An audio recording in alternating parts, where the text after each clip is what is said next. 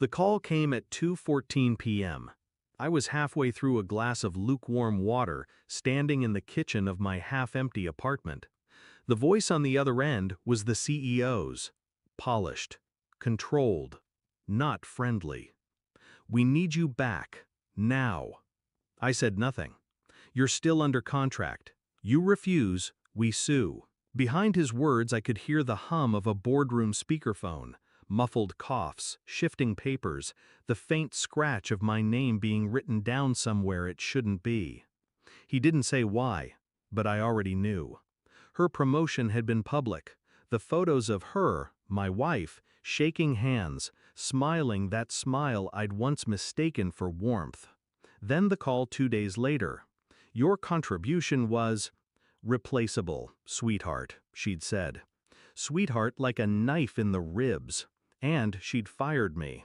I'd walked out of that office with my head high, my role gutted, my marriage fractured into polite silence. Now, months later, they wanted me back, which meant only one thing. She had failed. I replayed the day she'd told me I was done. She'd leaned against the conference table, arms folded, looking down at me as though she'd just finished scraping something unpleasant off her shoe. "You'll land somewhere else," she'd said. "You always do." That day, I'd said nothing, but the words had stayed lodged behind my teeth, bitter and sharp. We'd met at that company, climbed side by side. She'd whispered strategies into my ear at night, borrowed my contacts, my ideas, my leverage. When the VP position opened, she'd asked me, no, insisted, that I mentor her through the pitch. I'd done it. Every detail, every angle. 2 weeks later, she had my job. The official story? Restructuring. Different vision. The truth? I was competition, and competition was something she didn't allow in her bed. I told myself it was just business, that her ambition had swallowed her empathy whole. But late at night, I'd see the way she smiled into her phone, the sudden quiet when I walked into a room. It wasn't just my job she'd taken. I started collecting pieces without making a sound. Email archives, client contracts, internal forecasts, the small things she'd forgotten I still had access to. Then the client list. 4 top accounts gone in 8 weeks. 80 million in lost revenue. I didn't ask her why. I didn't call. I didn't confront. Instead, I visited old contacts. Not as a friend, not as a favor, just to listen. The story was always the same. Bad pitches, missed deadlines, arrogance where there should have been negotiation. And another thread, small, almost invisible, pulled at me. One name kept surfacing. Marcus Hale. I knew him, or rather, I knew the kind of man he was. Her late nights, her hushed calls, they all lined up neatly now. She hadn't just taken my job, she'd replaced me entirely. I didn't rage. Rage is loud, wasteful. I waited. The final piece arrived in a manila envelope.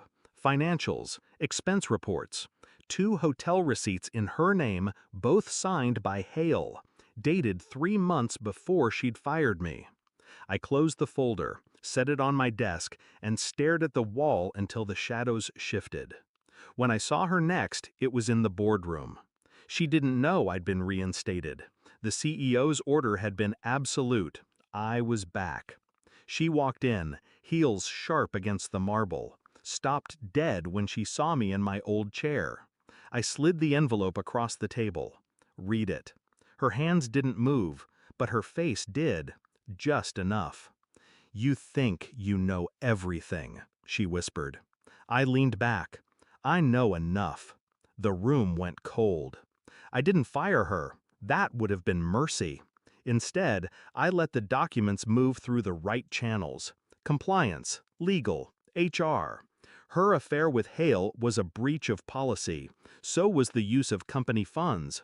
By the end of the week, her title was gone. The press release said she'd resigned to pursue personal opportunities.